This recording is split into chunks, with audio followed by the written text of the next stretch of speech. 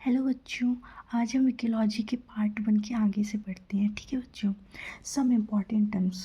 पहली कौन सी है बच्चों? Endemic species. दूसरी कौन है बच्चों? Keystone species. मैंने क्या बोला? पहला कौन सा है? Endemic species. दूसरा कौन सा है? Keystone species. एंडेमिक स्पीसीज मतलब एक पर्टिकुलर एरिया में है और वो कहीं नहीं मिलती है। मैंने क्या बोला? एक जो पर्टिकुलर एरिया में है जो कहीं नहीं मिलती, उनको हम बोलते हैं एंडेमिक स्पीसीज। क्या बोलते हैं बच्चों? Endemic species. फॉर्मेशन कैसे होता है? Due to continental separation. जो स्पीसीज जहाँ की है वो वहीं के लिए रिस्ट्रिक्टेड है। क्या बोला मैंने? जो स्पीसीज जहाँ की है वो वहीं के लिए रिस्ट्रिक्टेड है, उन्हें हम क्या बोलते हैं? Endemic species. बहुत सारे एंडेमिक स्पीसीज देखने को मिलते हैं हमें। क्या बोला मैंने? बहुत सारे एंडेमिक स्पीसीज देखने को मिलते हैं हमें। ऑस्ट्रेलिया में कंगारू, न्यूजीलैंड में कीवी और चाइना वैली की बात करें तो वहाँ पे हमें मेटासिकोया मिलता है। ठीक है बच्चों, फिर से हम एग्जाम्पल देखते हैं। ऑस्ट्रेलिया में कंगारू, न्यूजीलैंड में कीवी, चाइना वैली की बात करें तो मेटासिकोया। क्या बोला मैंने? मेटासिकोया। ठीक है बच्चों, अब हम पढ़ेंगे कीस्टोन स्पीसीज। कीस्टोन स्पीसीज ऐसी स्पीसीज जिनके नंबर पे, बायोमास पे ध्यान ना दिया जाए। क्या बोला बच्चों? ऐसी स्पीसीज जिनकी नंबर पे, बायोमास पे ध्यान ना दिया जाए, उनके फंक्शन को देखा जाए, उनके रोल को देखा जाए। क्या बोला बच्चों? उनके फंक्शन को देखा जाए या उनके रोल को देखा जाए। तो नंबर भी इनके कम होते हैं और बायोमास भी कम होते हैं। जो इनका इम्पैक्ट है या इन्फ्लुएंस है वो बहुत ही ज़्यादा है।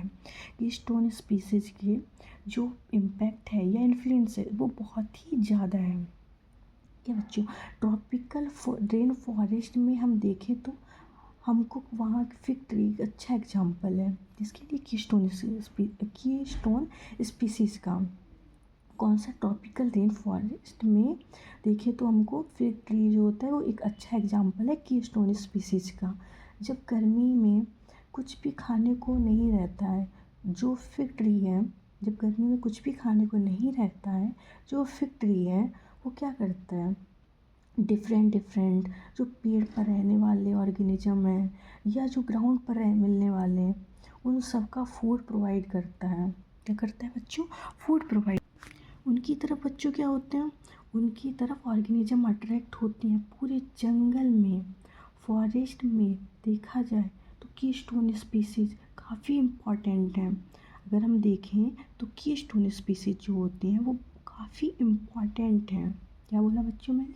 कीस्टोन स्पीसीज जो हैं वो काफ़ी इम्पॉर्टेंट है। किसी फॉरेस्ट में लायन की बात करेंगे तो वो एक कीस्टोन स्पीसीज है। लायन क्या है? कीस्टोन स्पीसीज है।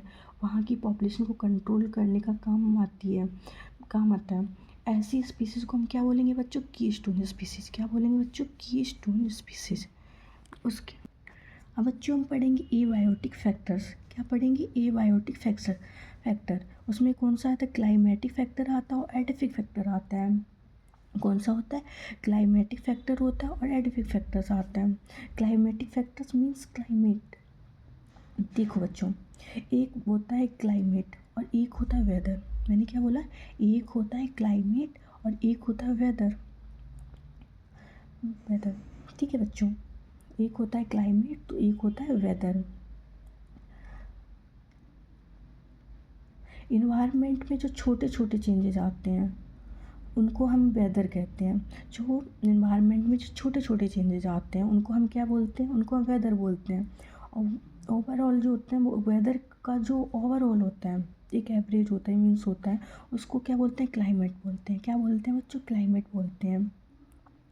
क्या बोलते हैं बच्चों? क्लाइमेट बोलते हैं। पहला क्या होगा? पहला फैक्टर क्या होगा? टेम्परेचर। क्या होगा बच्चों? टेम्परेचर बच्चों एक मोस्ट इम्पॉर्टेंट रिलीवेंट फैक्टर है। क्या बोला मैंने? टेम्परेचर एक मोस्ट रिलीवेंट फैक्टर है।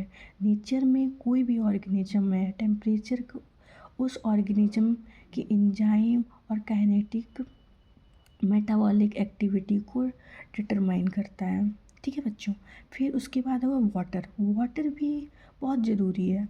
Water is very good solvent, एक अच्छा सॉल्वेंट है, एक अच्छा रिएक्टेंट भी है। एक अच्छा रिएक्टेंट भी होता है। फिर लाइट, लाइट बच्चों, लाइट इकोसिस्टम में लाइट बहुत ज़रूरी है, ये एनर्जी का मेन सोर्स है। ये क्या होता है? एनर्जी का मेन सोर्स है। फिर हम पढ़ेंगे एडिफिक फैक्टर्स। एडिफिक फैक्टर्स क्या होते हैं? जो सॉइल की स्टडी को क्या हम लोग क्या कहते हैं? एडवेट फैक्टर्स बोलते हैं। डेवलपमेंट ऑफ सॉइल, सॉइल की स्टडी को हम क्या बोलते हैं? सॉइल को स्टडी को हम एडिफिक फैक्टर्स बोलते हैं। क्या बोलते हैं बच्चों? एडिफिक फैक्टर्स बोलते हैं। फिर हम पढ़ेंगे इसका क्या होता है, दो टाइप में, जो सॉइल होता है और टोपोग्राफी होता है। सॉइल, पहले हम सॉइल के बारे में जानते हैं। ठीक है बच्चों, सॉइल जो होती है अपर क्रस्ट एक फाइन मटेरियल है। क्या बोला मैंने? ये जो होता है सॉइल है जो अपर क्रस्ट का एक फाइन मटेरियल है जिसमें प्लांट की ग्रोथ होती है, उसको हम सॉइल कहते हैं। उसको हम क्या कहते हैं बच्चों? सॉइल कहते हैं। उसको हम बच्चों सॉइल कहते हैं। ठीक है बच्चों, उसको हम सॉइल बोलते हैं। टोपोग्राफी, हम टोपोग्राफी के बारे में जानते हैं। टोपो मीन्स टॉप, मैंने क्या बोला? टोपो मीन्स टॉप और ग्राफी मीन्स स्ट्रक्चर। टोपोग्राफी में क्या स्टडी करते हैं? अर्थ की अपर स्ट्रक्चर और उसका बिहेवियर कैसा है, उसकी हम स्टडी करते हैं। ठीक है बच्चों।